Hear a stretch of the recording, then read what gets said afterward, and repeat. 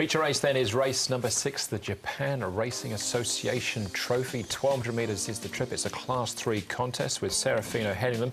Blinkers on for the first time. A winner here at Happy Valley over the 1,000 metres back in June. He's second up for the season. Country Star has been a star so far. He's 2 out of 2 course and distance. Green Luck was 5th on debut behind Starlight. Buoyant Boy, 2-time course and distance winner last season. Daring Fit and Double Valentine, both behind Power Max last time out. Flash Famous, only win to date, has been at Shartin over the 1,400 metres. And Ambitious Heart, a course and distance winner, 2 starts back. Country Star, the big focus on him. Brett, he'll jump from barrier 7. Yep, and the speed map has him 1 out and 4 back, as you can see there, popping into that spot. He has drawn barrier 7. It can be a tricky little gate. He was drawn 7 on debut over the 1,000, finished 4th. I don't think there's any question mark over him probably taking care of business here, pound for pound, against the opposition. But it will be interesting to see where he does front up after the first couple of 100 metres. Here is Serafino, as you mentioned, blinkers on for the first time, and he seems to be going very well in them. He's second up, so he's had the benefit of a run.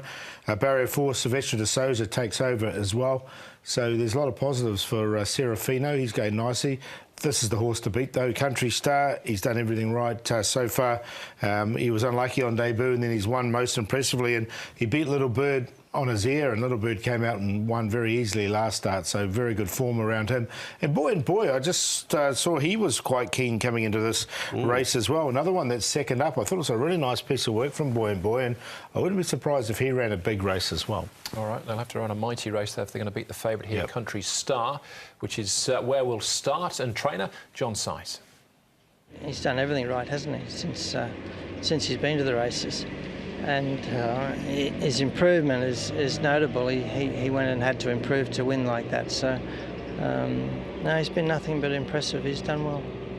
He's had a barrier trial since that last win. Were you happy with his trial? Yeah, the trial was sound. The winner of the trial is a very good dirt horse, and so I went to go with him. I thought it's pretty good form. They trial well. Why have you picked out Happy Valley for his races at this point in his career, John?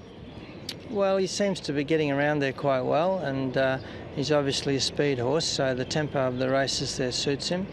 And as he develops, we'll eventually work our way to Shartin. As he goes up in class, he'll have no option, but he might as well be prepared for that when he comes here. Lightly raced 3-year-old, 3 starts that he's had. Where is he physically, mentally in his career, John? Well, he's fine. I mean, he's sort of coping with the grade that he's in. I'd expect him to sort of acquit himself well again and make some normal progress.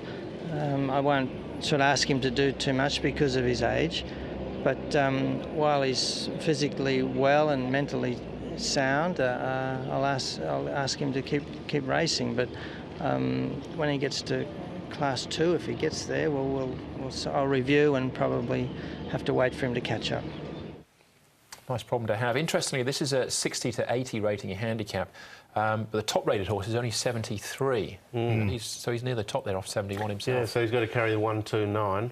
So he's up 9 on what he was carrying last start, but as Paul highlighted, he ran away from Little Bird, who came out and won again after. So he's a really nice young horse, still 3 as well, so he looks to have a lot of scope. Yeah, definitely does. And it's exciting because he ran really well on the dirt there in that trial, so he obviously handles that, and be interesting to see what happens when he does get to Shartin. Mr Stunning, when John Size had him, he took him to Happy Valley, and he was more impressive because he got back and charged home, but this guy doesn't look dissimilar in his potential. All right, he's one of the very best going round at the moment, Mr Stunning. Let's have a look at Daring Fit, Double Valentine and Happy Time. Double Valentine drawn better this time?